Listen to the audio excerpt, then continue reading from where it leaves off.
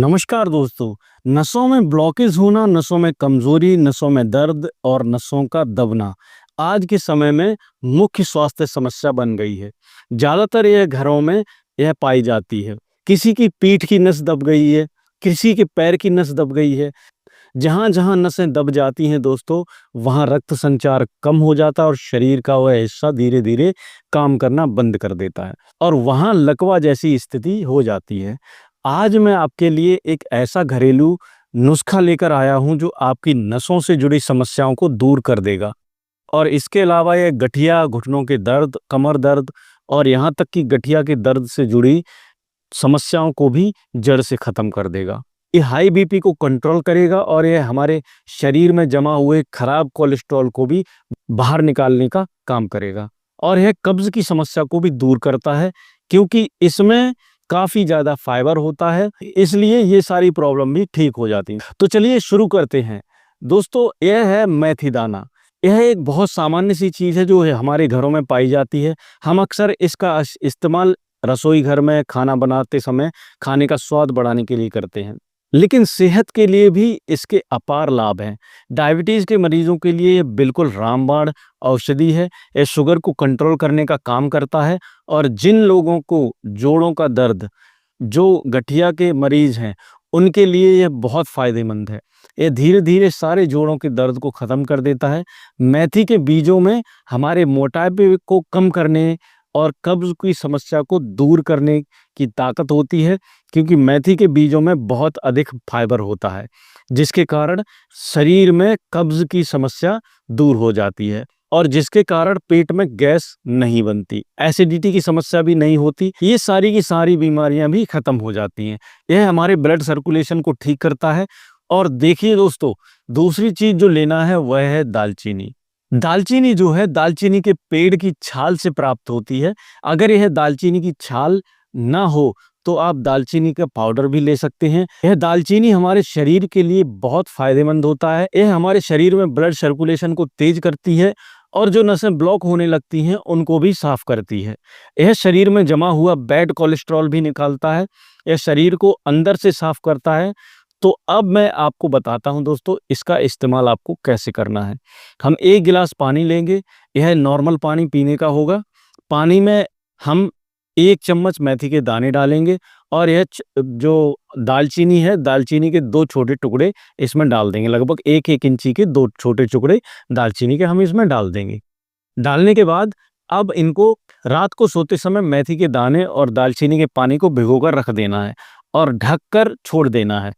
और जब आप सुबह देखेंगे 10-12 घंटा के बाद, आप देखेंगे कि ये एकदम फूल चुके हैं। दोनों चीज़ों का अर्क आसानी से इसमें आ गया है। पानी की रंगत हल्की हल्की बदल गई है, येलो टाइप की हो गई है और यह दूसरे पानी के मुकाबले काफ़ी हद तक इसमें पावर आ गई है। अब आपको क्या करना है, मेथी को हमने फुला लिया था, इसको छान लीजिए और इस पानी को सुबह उठते ही खाली पेट पी लीजिए। नॉर्मल पानी आपको नहीं पीना है, खाली पेट आपको सबसे पहले आपको यह पानी पीना है। इसके बाद जब आप अपने दैनिक कार्य से फ्री हो जाइए, जब आपका पेट साफ हो जाए, तब आपको इन मेथी दानों को चबा चबा कर खा लेना है। अगर आप डायबिटीज़ के मरीज हैं तो आपको इसे ऐसे ही खाना है और अगर आपको डायबिटीज़ नहीं है तो आप इसमें 1 चम्मच शहद भी मिला सकते हैं ताकि यह आपको कड़वा ना लगे। लेकिन भिगोने के बाद यह कड़वा भी नहीं रहता है और इसे बहुत आसानी से खाया जा सकता है। अगर आपके दांत कमज़ोर हैं तो आप इसे थोड़ा-सा कुचल सकते हैं। यह बहुत आसानी से टूट जाएगा और कटोरी में ही कुट जाएगी। यह अदरक कूटने वाली जो ओखली होती है, जिसे हम खरल भी कहते हैं, उसमें आप इसे कूट सकते हैं और उसमें आप 1 चम्मच शहद मिलाकर खा सकते हैं। आज मैं आपको इसके इस्तेमाल के 2 तरीके बताऊँगा। दोस्तों, अक्सर क्या होता है कि हम मेथी के पानी को तो पी लेते हैं, लेकिन मेथी खाने की बारी आती है तो हम 4-5 दिन बाद ही खाकर परेशान हो जाते हैं और सोचते हैं कि छोड़ो, अब इससे कुछ नहीं होने वाला है। लेकिन आज मैं आपको एक और आसान तरीका बताऊंगा। आपको जो तरीका अच्छा लगे आप उसे अपना सकते हैं। आप या तो पहले वाला तरीका अपना सकते हैं, लेकिन अगर वो अच्छा ना लगे तो हम दूसरा तरीका बता रहे हैं, उसको आप अपना सकते हैं। हमें एक पतीला लेना है, पतीली लेनी है या पतीला लेना है और इसमें डालेंगे हम 1 गिलास पानी और फिर हम इसमें मेथी के दाने 1 चम्मच और दालचीनी के 2 टुकड़े डालेंगे। उसकी हम चाय बनाएँगे। जैसे हम चाय बनाते हैं वैसे ही 2-3 मिनट तक इसे उबालेंगे। जब आप इसकी चाय बनाएँगे तो इसमें थोड़ा-सा अदरक का टुकड़ा या सूखा अदरक का टुकड़ा भी डाल देना। जितना हम 1 कप चाय में डालते हैं उतना ही हम कद्दूकस करके इसमें अदरक का टुकड़ा डालेंगे ताकि उसका अच्छा फ्लेवर आ जाए। इसको हम 2-3 मिनट तक उबालेंगे ताकि इसका सारा रस पानी के अंदर आ जाए और 2-3 मिनट उबालने के बाद गैस बंद कर देंगे और इसे एक गिलास में छान लेंगे। हमारी मेथी की चाय बनकर तैयार है। अब इसे गरम-गरम पिएँगे और ऐसा कोई नियम नहीं है, आप इसे सुबह-सुबह पी सकते हैं। यह बहुत अच्छी चीज़ है, आप इसे चाहें तो दिन में भी पी सकते हैं। अगर आप डायबिटीज़ के मरीज़ हैं तो इसे ऐसे ही पी लें।